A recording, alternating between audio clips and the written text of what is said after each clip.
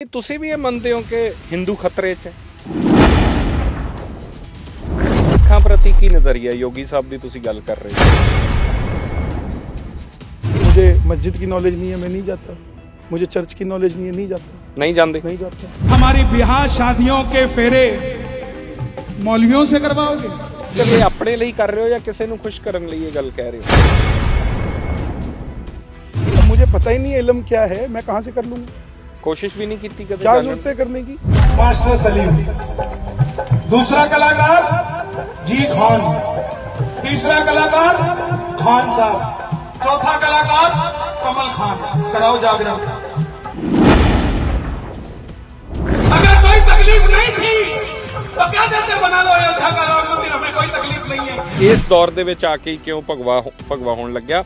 ਅਟਲ ਬਿਹਾਰੀ ਵਾਜਪਾਈ ਦਾ ਦੌਰ ਵੀ ਰਿਹਾ, ਬੀਜੇਪੀ ਰਹੀ ਹੈ, ਉਸ ਤੋਂ ਪਹਿਲਾਂ ਵੀ ਜਨ ਸੰਘ ने बहुत काम किया है। बता हनुमान चालीसा का अर्थ क्या है?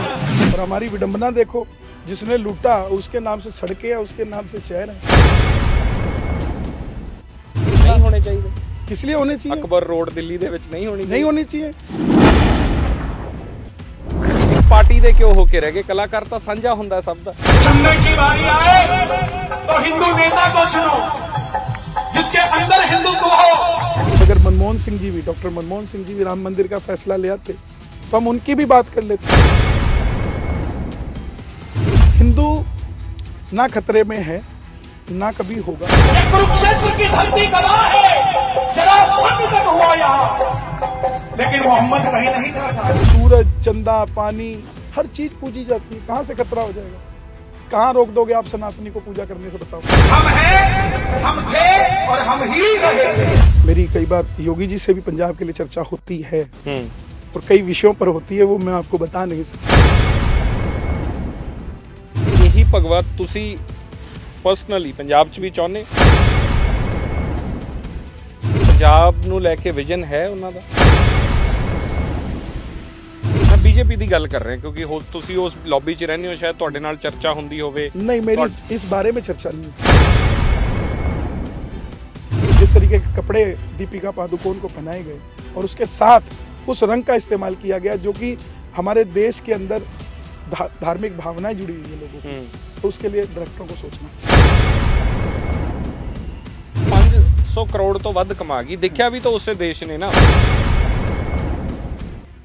उस सीता को कभी महल नहीं मिला, शादी हुई तो बनवास मिला, बनवास में हरण मिला, हरण के बाद दोबारा महल मिला तो धोबी ने ताना मार दिया कि अशुद्ध है, तो महल छोड़ना पड़ा। वाल्मीकि के आश्रम में चली गई, आश्रम में गई, उसके बाद धरती में समा गई। तब से लेके आज तक सीता को घर नहीं मिला।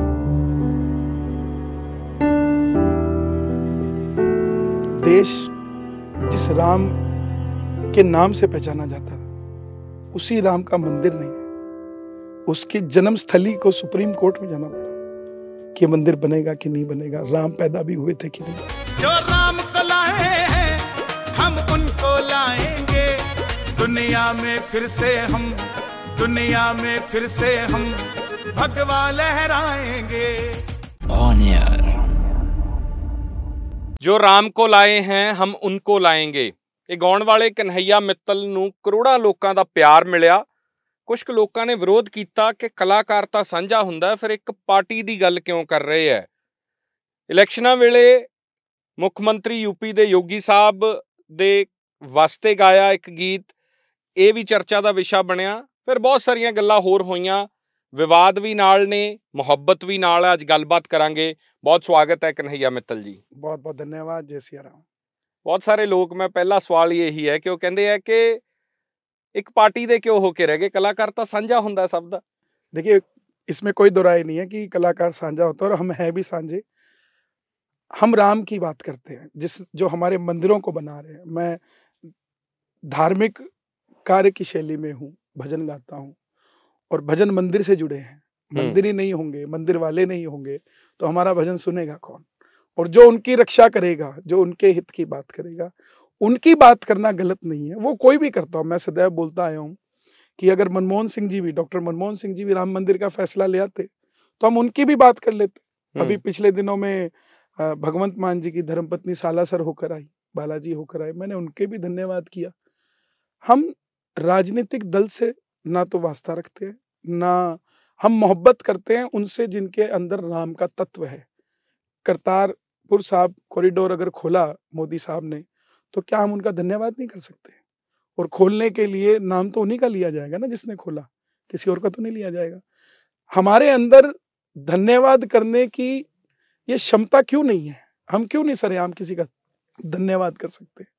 हमें चाहिए कि हमें धन्यवाद कर कर अगर उनके लिए गाना पड़े, लोगों को कहना पड़े, तो उसमें कोई तकलीफ नहीं है। आज देश के अंदर आप देखिए, एक नेपाल से शिला आई जी, हाल ही दिनों में, पिछले हफ्ते नेपाल के प्रधानमंत्री ने भारत के प्रधानमंत्री को कहा कि आप अयोध्या राम मंदिर बना रहे हैं, और नेपाल राम जी का ससुराल है जनकपुर।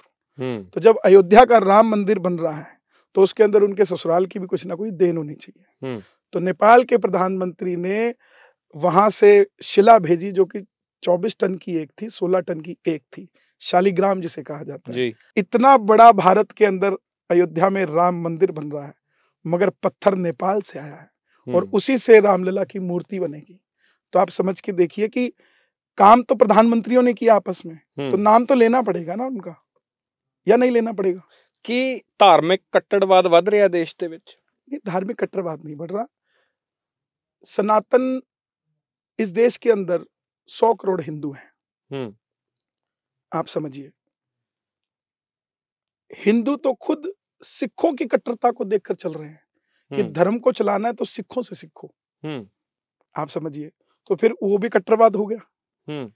मुस्लिम, कहीं पर कोई बात होती है सब एक साथ इकट्ठे हो जाते हैं, क्या वो भी कट्टरवाद हो गया?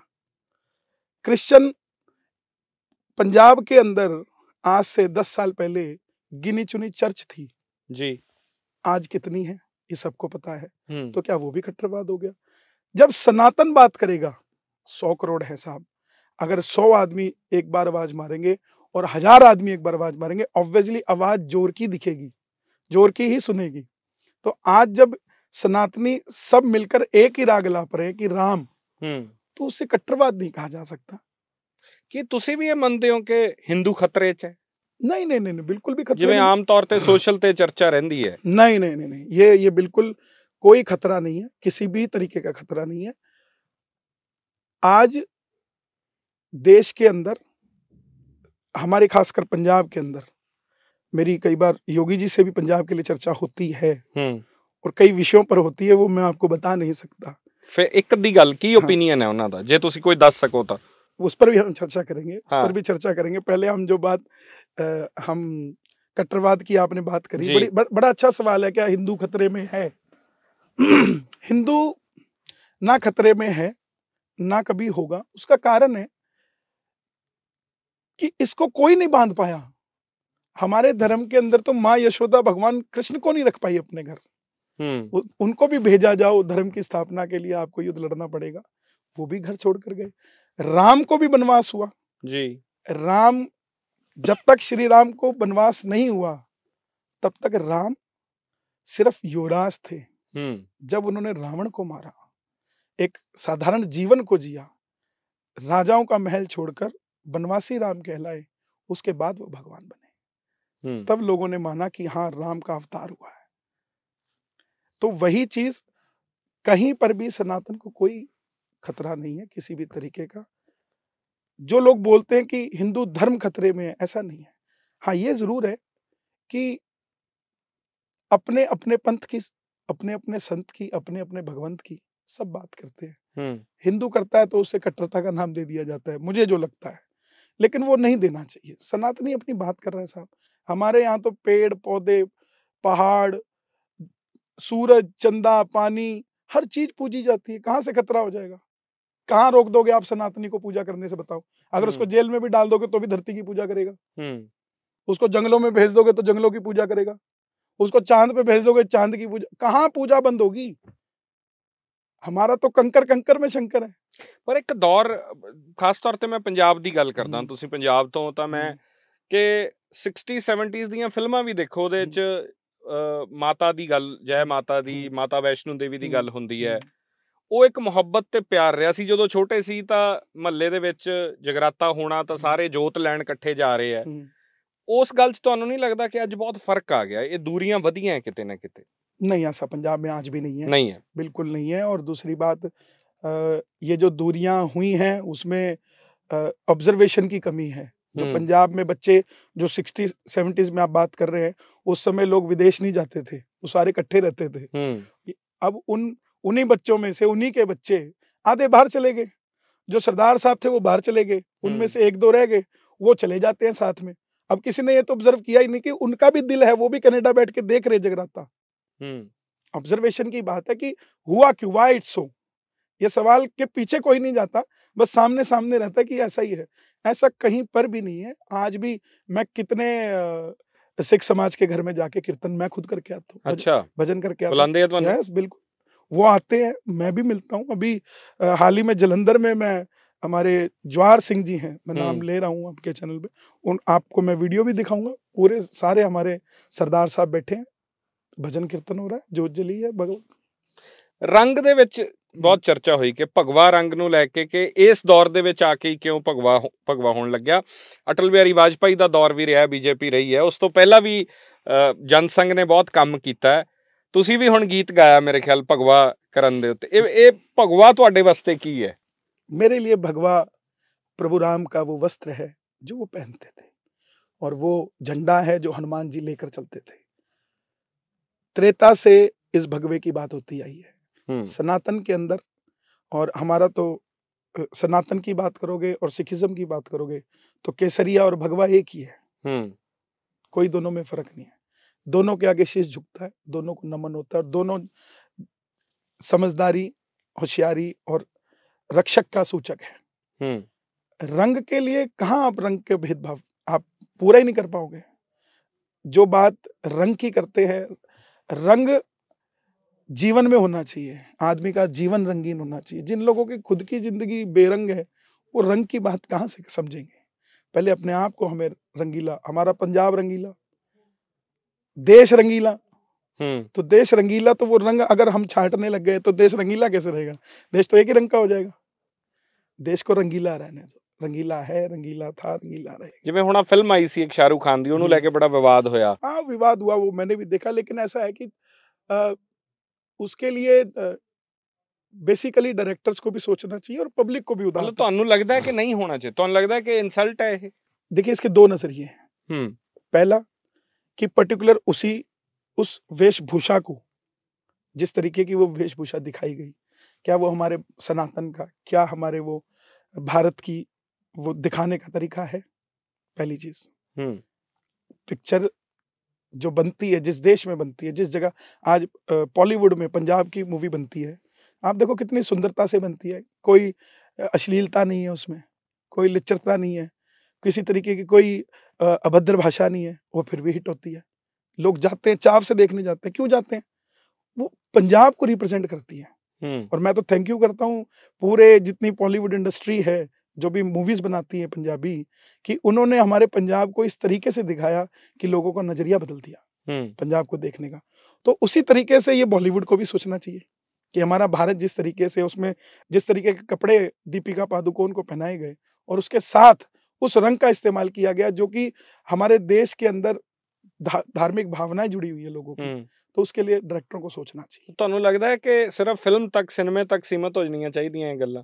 ਇਹਨੂੰ ਧਰਮ ਦੇ ਨਾਲ नहीं जोड़ना चाहिए? हाँ, इसको धर्म के साथ नहीं जोड़ना चाहिए। रंग की बात आ गई कि एक रंग किसी का नहीं है, रंग सबके हैं साहब। फिर तो हम कुछ कर ही नहीं पाएंगे। अगर रंग बांटने पे आ गए, फिर तो किन्नू ही खाएगा, संतरा खाएगा नहीं आदमी। संतरा खाएगा तो किन्नू नहीं खाएगा।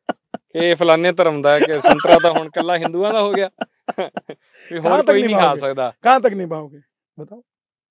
ਜਿਵੇਂ ਆਮ ਤੌਰ ਤੇ ਕਿ ਹਰਾ ਮੁਸਲਮਾਨਾਂ ਦਾ ਹੈ, ਭਗਵਾ ਉਹੀ ਕਹਿ ਰਿਹਾ ਮੈਂ, ਕੇਸਰੀ ਸਿੱਖਾਂ ਕਿੰਨੂ ਦਾ, ਤੇ ਸੰਤਰੇ ਨੂੰ ਵੰਡ ਦੇਣਾ ਫਿਰ ਤਾਂ ਆਪਾਂ। ਤਾਂ ਫਿਰ ਫਿਲਮ ਦਾ ਤੁਸੀਂ ਦੇਖੋ ਕਿ 500 ਕਰੋੜ ਤੋਂ ਵੱਧ ਕਮਾ ਗਈ। ਦੇਖਿਆ ਵੀ ਤਾਂ ਉਸੇ ਦੇਸ਼ ਨੇ ਨਾ, उसी देश ने देखा। 100 ਕਰੋੜ ਤੋਂ ਵੱਧ ਤੁਸੀਂ ਕਹਿ ਰਹੇ ਹੋ सनातनी ने, तो उससे मुल्क ने वो फिल्म देखी भी फिर। देखिए, हमारे सनातन के अंदर ही हमारे वो लोग हैं जो सनातन को सिर्फ लड़ना समझते हैं कि लड़ लिए, बस लड़के जीत जाएं। लड़ने की जरूरत नहीं है। अपने आप को समझदार करने की जरूरत है। संवाद से कितनी बड़ी बड़ी लड़ाइयां टल गई। आज सारे देश आपस में संवाद ही तो करते हैं। आज यूक्रेन और रशिया की लड़ाई चल रही है तो वो उनके संवाद नहीं इसलिए चल रही है, बाकी देश तो अपना काम कर रहे हैं और उनसे भी उनका संवाद है। भारत के बच्चे यूक्रेन में पढ़ रहे थे, हमारे प्रधानमंत्री ने संवाद ही किया कि हमारे बच्चों को लाने दो, आप लड़ते रहो। उन्होंने भी हाँ कहा कि जहां भारत का तिरंगा लेके विद्यार्थी खड़े हो जाएंगे उन विद्यार्थियों को वापस भारत भेजा जाएगा। सिखा प्रति की नजरिया योगी साहब दी तुसी गल कर रहे थे। सिखों के लिए साहब क्या बात है उनकी साहब, वो बोलते हैं कि इससे अच्छी कौम इस देश के अंदर हो ही नहीं सकती और जिस तरीके से इन्होंने बलिदान दिया है वो अभूतपूर्व है। और कभी भी उनको आप देखिए, चाहे वो गोरखपुर जाएं, चाहे वो गुरुपुरब के दिन जाएं, आप देखिए किस लहजे से वो जाते हैं और वो तो खुद ही भगवाधारी हैं, भगवे में ही रहते हैं। और पंजाब के लिए उनकी बड़ा मन है कि वो भी पंजाब में आए। मैंने भी उनसे रिक्वेस्ट किया था कि एक बार वो आए ताकि यहाँ पर जितने भी हमारे पूर्वांचली हैं जो यूपी से, बिहार से या जो हमारे पंजाबी यहाँ रहते हैं, जो उन्हें देखना चाहते हैं, दर्शन करना चाहते हैं। मुख्यमंत्री एक तरफ है लेकिन वो गोरक्षनाथ पीठ के गद्दी भी उनके पास है, संत हैं और संत से सब मिलना चाहते हैं। पंजाब नू लेके विजन है उन्हां दा? देखिए फिलहाल तो वो यूपी पर कंसंट्रेट है उनका, लेकिन पंजाब के लिए इसी देश का है पंजाब भी। मैं बीजेपी दी गल कर रहे हैं क्योंकि तुसी उस लॉबी च रहने हो, शायद तुहाडे नाल चर्चा हुंदी होवे। नहीं, मेरी इस बारे में चर्चा नहीं होती। मैं योगी आदित्यनाथ जी से ना तो मैं बीजेपी के तौर पे मिलता, ना उनके मुख्यमंत्री के तौर पे मिलता। अच्छा, मेरे वो गुरु हैं, मैं उनका शिष्य हूँ, सिर्फ हमारा यही संबंध है। और उन्होंने स्पेशली मुझे कहा है कि जीवन भर हम आपके साथ खड़े हैं, आपको कहीं पर भी कोई तकलीफ न हो तो आप हमारे पास आइए। ये विचारधारा की दोस्ती होती है। पर यही भगवत तुसी पर्सनली पंजाब च भी चाहते हो? देखिए मैं अमन और शांति चाहता हूँ, चाहे वो कोई भी लेकर आए। हम चाहते हैं कि हम सब मिलकर रहें। आप गुरु साहब की बात करते हैं, मैं मेरे राम की बात करता हूँ, तो इसमें ना आपको तकलीफ होनी चाहिए ना मुझे तकलीफ होनी चाहिए। बिल्कुल। ये कौन लोग हैं जो इस चीज को बढ़ावा दे रहे हैं कि मैं पंजाब में रह के राम की बात नहीं कर सकता या आप यूपी में रह के गुरु साहब की बात नहीं कर सकते? What is this? ये तो नॉनसेंस है। ये समझदारी थोड़ी ना। हम अपने बच्चों को क्या सिखाएंगे? क्या अपने बच्चों को विरासत में क्या देके जाएंगे? हमारे माँ बाप तो हमें विरासत में यही दे रहे हैं कि भाई जिस दिन गुरुपुरब हो या जब भी आपका मन करे, मैं पर्सनली जब मेरा मन उचाट हो जाता है तो मैं गुरुद्वारे में जाके बैठ जाता हूँ। अच्छा। यस, मैं गुरुद्वारा साहब में जाके बैठ जाता हूँ। जब मेरा बिल्कुल मन उचाट हो जाता है कि आज मुझे समझ नहीं आ रहा, तो मैं वहां जाके अपना मेडिटेशन गुरु साहब को याद करता हूँ, वहां बैठता हूँ। मन उचाट क्यों हुंदा है? एक तब्दीली क्यों आ जाती है? देखिए क्या होता है कि करोड़ां लोग प्यार करते हैं, इन्नी फैन फॉलोइंग सोशल मीडिया दे उत्ते हर जगह ते कन्हैया मित्तल हो रही है। मन उचाट, आखिरकार हम तो इंसान ही है ना। मन उचाट हो जाता है जब हम किसी गरीब को देखते हैं। कोई आदमी जब हमें कहीं मिलता है और पता लगता है कि वो परेशानी में है, कितने फोन आते हैं, कितने मैसेज आते हैं कि हमारा श्याम बाबा से ये काम करवा दो, हमारा बालाजी से ये काम करवा दो, क्योंकि आदमी के पास नंबर ही नहीं है। आदमी के पास कोई नंबर नहीं है और दुखी हुआ इंसान हर दरवाजे पे जाने को तैयार हो जाता है। तो जब इतना ज्यादा लोगों के मैसेज और कॉल और लोगों की अरदासें सुनते हैं, फिर उनको लेकर बैठना पड़ता है कहीं ना कहीं कि अपने आप को संतुलित करना पड़ता है कि परमात्मा तेरी कृपा से हम कितनी मौज में हैं। मॉल में भी भीड़ है, हॉस्पिटल में भी भीड़ है। तकलीफ दिंदी है चीज। कई बारी तुसी जदों कीर्तन भी करते हो तां बहुत सारे लोग मिलते होंगे, तुसी जज्बाती भी हो जाते हो स्टेज पे। मुझे किसी की गरीबी नहीं देखी जाती, किसी की भी, क्योंकि मुझे याद है हम बहुत गरीबी से निकल कर यहाँ आए हैं। बचपन से जब मैं 7 साल का था तब से भजन गा रहा हूँ। आज 25 साल मुझे भजन गाते हो गए। मैंने एक आदमी से शुरू किया था, एक 4x4 की जगह पे जोत जलाकर एक आदमी को 3 घंटे सुनाया था। अच्छा। एक का फिर 2 किया, 2 का 4 किया। मैं एल्बम रिलीज करके कलाकार नहीं बना, मैं लोगों के हृदय में बैठ के कलाकार बना। मैं एक रात का कलाकार नहीं हूँ कि रातों रात मेरे को प्रसिद्धि मिल गई और मैं बन गया।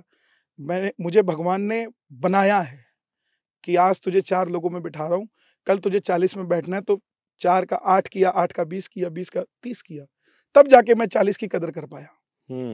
आज मेरे पंडाल के अंदर अगर मैं गा रहा हूँ, अगर वहाँ 1 लाख आदमी भी है, तो मुझे 1 लाख नहीं दिखता।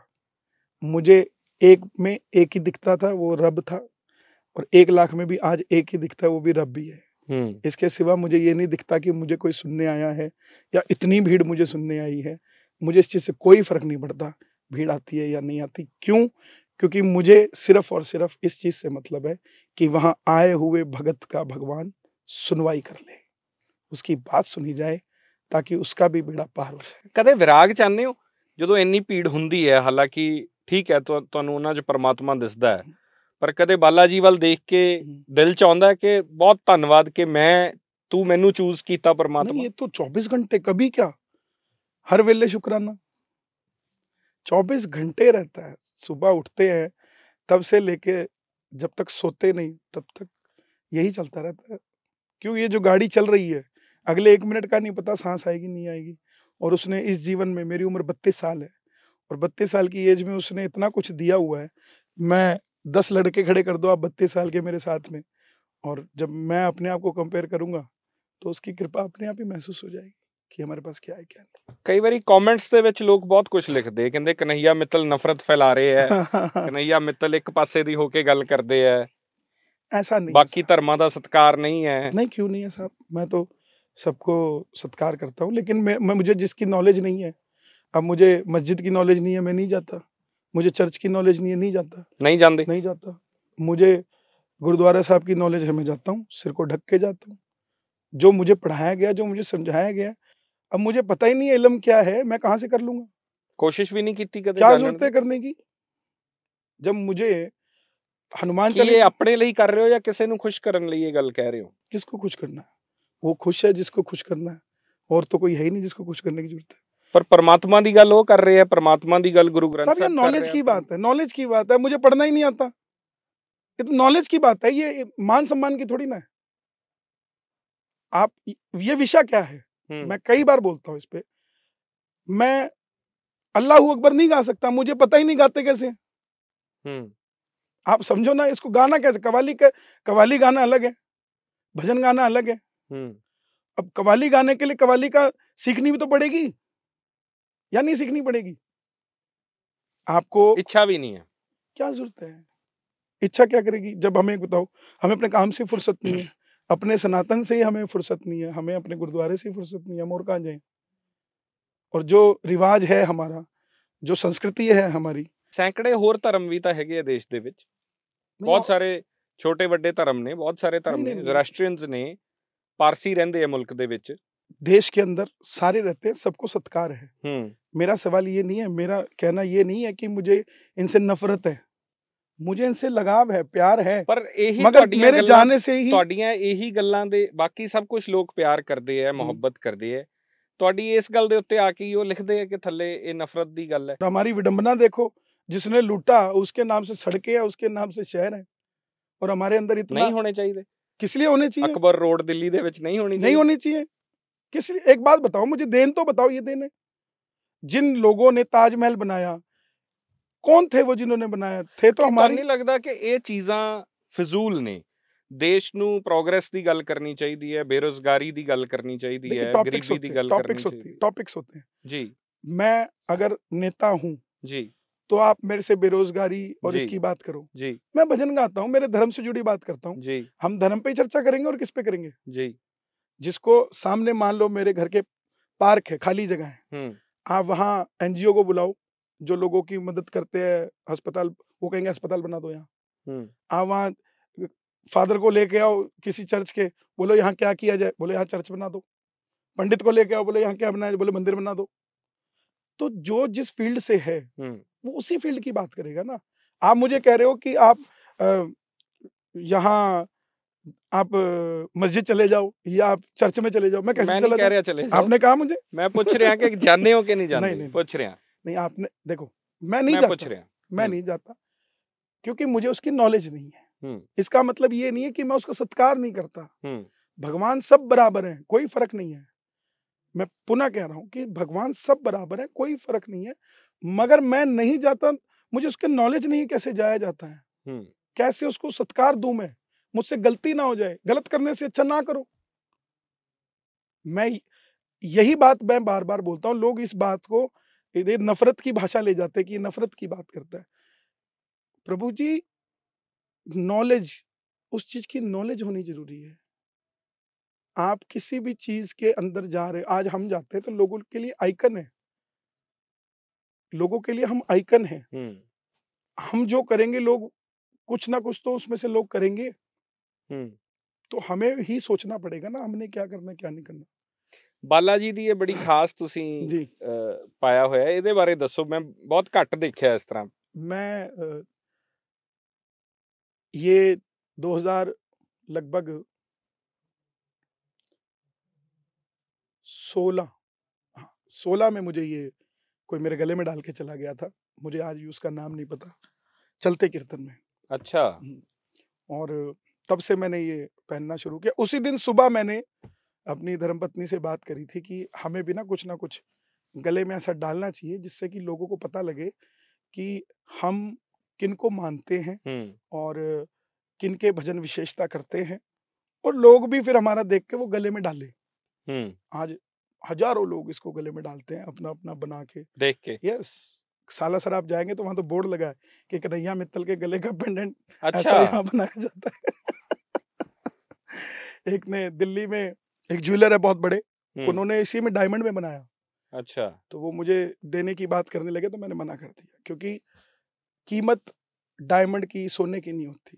कीमत होती है आपके प्रेम की। माया नाल प्यार नहीं। माया नाल प्यार नहीं है साहब, बिल्कुल भी नहीं है। लेकिन कार्यक्रम करते हैं, अब अगर हम उसको ना जोड़े इस चीज से तो हम अपने घर में नहीं बैठ सकते। ਰੁਜ਼ਗਾਰ ਨੂੰ, ਇਹ ਰੁਜ਼ਗਾਰ ਵੀ ਹੈ। यस, रोजगार भी है। ਰੁਜ਼ਗਾਰ ਹੀ ਹੈ, रोजगार ਨਾਲ ਮੁਹੱਬਤ ਹੈ ਤੁਹਾਡੀ। रोजगार है, ही है नहीं, हाँ, ही है नहीं है, ਰੁਜ਼ਗਾਰ ਹੈ। जिस दिन छोड़ेंगे कुछ और कर लेंगे साहब। ਅੱਛਾ, ਇਹ ਵੀ ਹੈ ਮਨ ਦੇ ਅੰਦਰ, ਇਹ ਅਵਸਥਾ 'ਚ ਹੈਗੇ ਹੋ ਤੁਸੀਂ। मैं इस अवस्था में हूं, मैं कभी भी इस लाइन को छोड़ सकता हूँ। मुझे कोई ये नहीं है, क्योंकि मैं भजन मेरे अंदर की आत्मा को खुश करने के लिए करता हूँ। ਕਦੇ ਆਪਣੇ ਲਈ ਵੀ ਗਾਉਂਦੇ ਹੋ ਇਕੱਲੇ ਬੈਠ ਕੇ? सारा अपने लिए ही गाता हूँ मैं किसी के लिए नहीं गाता। ਹੁਣ ਕੀ ਆ ਰਿਹਾ ਜ਼ਹਿਨ 'ਚ? ਜੇ ਹੁਣ ਕੁਝ ਤੁਹਾਡੇ ਤੋਂ ਸੁਣਨਾ ਹੋਵੇ ਅਸੀਂ, ਕੀ ਜ਼ਹਿਨ 'ਚ ਆ ਰਿਹਾ ਤੁਹਾਡੇ? मेरे जहन में अभी आज चल रहा है,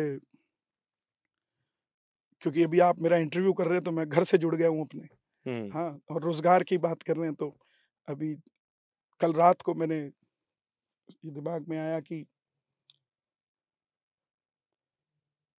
पिता का पैसा नहीं साया चाहिए, पिता का पैसा नहीं साया चाहिए, माँ की ममता भी और छाया चाहिए, पिता का पैसा नहीं छाया चाहिए। ये दिमाग के अंदर ये चलता रहता। पैसे से कोई मोह नहीं है सर, ना था, ना है, ना होगा, क्योंकि इन्ना साडे परिवार च परमात्मा की कृपा हुई पई है कि बह के अपना आराम नाल भजन कर सकते हैं कमरे दे अंदर ही। मैं जिंदगी च 3 वारी गाना छड़ता सीगा इसे अच्छा। चक्कर च 3 वारी जिंदगी च मैं 6-6 महीने छड्या, गाया ही नहीं। क्यों? क्योंकि मेरा कुछ नहीं पता। अब मैं आप मान के चलिए, ਹੁਣ ਵੀ ਜਜ਼ਬਾਤੀ ਹੋ ਗਏ, ਬੜੀ ਜਲਦੀ ਜਜ਼ਬਾਤੀ ਹੋ ਜਾਂਦੇ ਹੋ ਤੁਸੀਂ। क्योंकि मैं लोगों को मेरी भावनाएं बताना भी चाहता हूँ। ये लाइन मैंने शुरू से सीखा कि काम को इम्प्रेस करने के लिए मत करो, एक्सप्रेस करने के लिए करो। इम्प्रेस करने लगोगे ना तो किसी को नहीं कर पाओगे। एक्सप्रेस करोगे तो कम से कम खुद को तो इम्प्रेस कर ही दोगे। कोई भी काम करो एक्सप्रेस करने के लिए करो कि मैं कर रहा हूँ, पैशन बना लो उसे। इलेक्शन लड़ोगे कदे? इलेक्शन पता नहीं मुझे, मैं लड़ूंगा कि नहीं लड़ूंगा, लेकिन इलेक्शन अच्छे बड़े लगते हैं मुझे क्योंकि हमें इलेक्शनों में बुलाया जाता है, भजन संध्याएं होती हैं। मेरी सबसे बड़ी अच्छी मुझे उपलब्धि ये लगती है कि जिन इलेक्शनों के अंदर गंदे गंदे नृत्य होते थे, आज उन इलेक्शनों के अंदर भजन की बात होती है, राम की बात होती है, हमें बुलाया जाता है और भी कलाकार आते हैं। कोई होर पार्टी कदे बुलाऊगी, जाओगे? नहीं जाते, कांग्रेस बुलांदी जांदे हो? बिल्कुल बिल्कुल। अभी मैं अभी मैंने ਇਹ ਨਾ बोला ਹੋਵੇ ਉੱਥੇ ਜਾ ਕੇ ਤੁਸੀਂ ਉਹ ਗਾਓ ਕਿ ਜੋ राम को लाए हैं हम नहीं, वो उनको भी लाएंगे। सुनते हैं, वो भी सुनते हैं। उसमें देखिए क्या है, ये भारत ना बड़ी पावन मिट्टी है ये, और इसके इस धरती पे जन्म लेने वाले भी बड़े पावन हैं। कोई आदमी अगर भारत में रहता हो और भारत को गालियां देता हो ना, या भला बुरा कहता हो, तो वो भारत का है ही नहीं। क्योंकि भारत जब हम नाम लेते हैं ना, तो ये अंदर से आवाज आती है। और इस देश से प्यार, मुझे लगता है कि हम अपनी जान भी वार दें इस देश पे तो भी कम है, इतना प्यारा हमारा देश है। मैं कहीं पर जाता हूँ, मैं बंगाल भी जाता हूँ, ममता बनर्जी के भी मिनिस्टर मेरे दोस्त हैं, अच्छा, उनके घर भी हम कीर्तन करके आते हैं, वो भी आते हैं। हम राजस्थान जाते हैं, कांग्रेस में खाद्य मंत्री हैं, उनके घर भी मैं जाता हूँ, वहाँ भी कीर्तन करता हूँ। हमारे बीजेपी, देखिए क्या है कि अभी आप आम आदमी की बात करते तो मैं जलंधर अभी रमन अरोड़ा जी सेंट्रल से विधायक है, उनके घर कीर्तन करके आया मैं। हमारा न्योता पार्टियों का नहीं है, हमारा न्योता भगवान के नाम का है। जो बुलाएगा वहां कर देंगे। मैंने कौन सा एक पार्टी के पास में जाके ये सोचना कि दूसरी मुझे बुलाएगी नहीं या तीसरी मुझे कोई फर्क नहीं पड़ता इस चीज से। इलेक्शन लड़ोगे कि नहीं, किसी सवाल का जवाब नहीं देता। इलेक्शन अच्छे लगते हैं। हाँ। क्योंकि मतलब हमें काम है मिलता जिस दिन ये छड्डन दा सोचोगे इधर दी तैयारी है। नहीं, ये कभी नहीं छोड़ेंगे। भजन मैं गा रहा हूँ, मैंने फिर बता रहा हूँ, मैं भजन गा रहा हूँ, मुझे कोई बुलाएगा तो भी गाऊंगा, कोई नहीं बुलाएगा तो भी गाऊंगा। भजन को कौन रोक सकता है मेरे? आप अगर मुझे नहीं बुलाओगे तो क्या मैं गाना बंद कर दूंगा? मैं आपके लिए थोड़ी ना गा रहा हूँ। बिल्कुल, मैं तो मेरे भगवान के लिए गा रहा हूँ।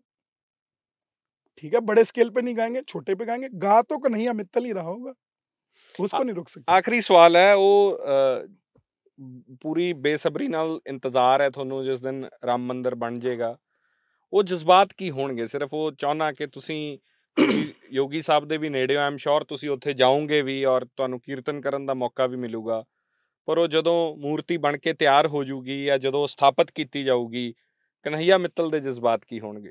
देखिए, त्रेता में राम जी को वनवास हुआ,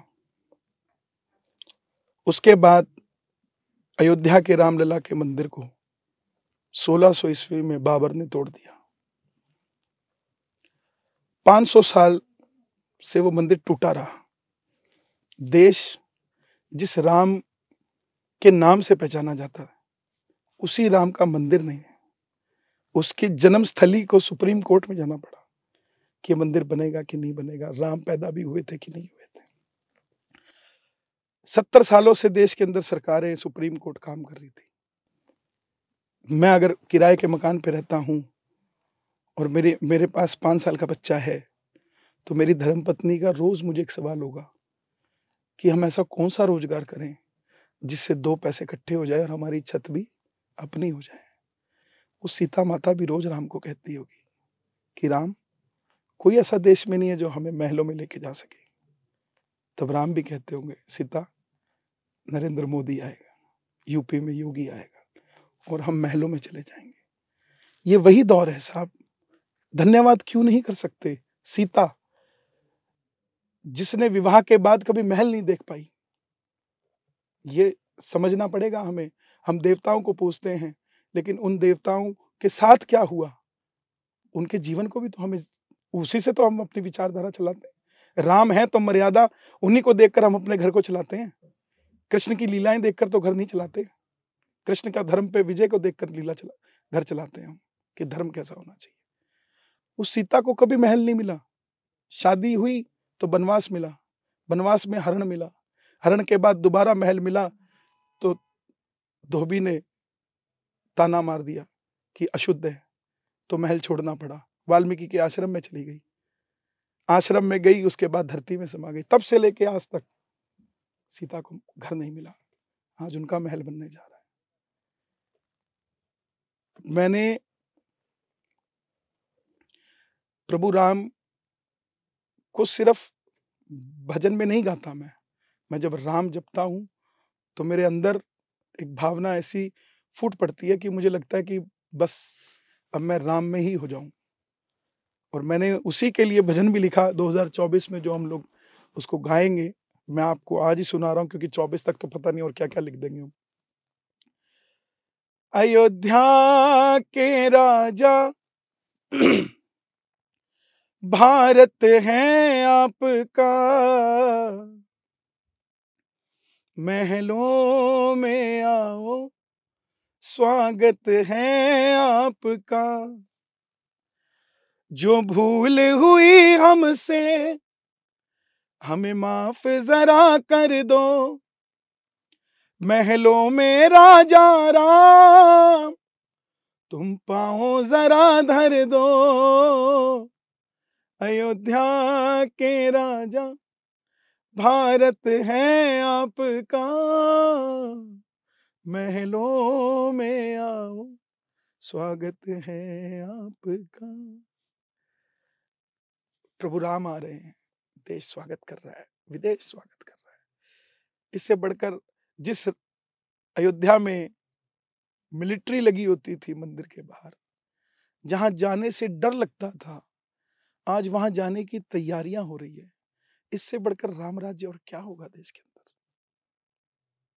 ये समझने की बात। बहुत ਧੰਨਵਾਦ, ਤੁਸੀਂ ਸਮਾਂ ਦਿੱਤਾ ਔਰ ਇਹ ਤੁਹਾਡੇ ਜਜ਼ਬਾਤ ਨੇ ਜੋ ਵੈਸੇ ਤਾਂ ਤੁਸੀਂ ਆਪ ਸੋਸ਼ਲ ਮੀਡੀਆ ਸੈਂਸੇਸ਼ਨ ਹੋ, ਪਰ ਸਾਡੇ ਜ਼ਰੀਏ ਜਿੰਨੇ ਕੁ ਵੀ ਪਹੁੰਚ ਸਕੇ। ਬਹੁਤ ਧੰਨਵਾਦ। बहुत बहुत शुक्रिया। ਫਿਲਹਾਲ ਇਸ ਪੇਸ਼ਕਸ਼ 'ਚ ਇੰਨਾ ਹੀ, ਇਜਾਜ਼ਤ ਦਿਓ। ਧੰਨਵਾਦ।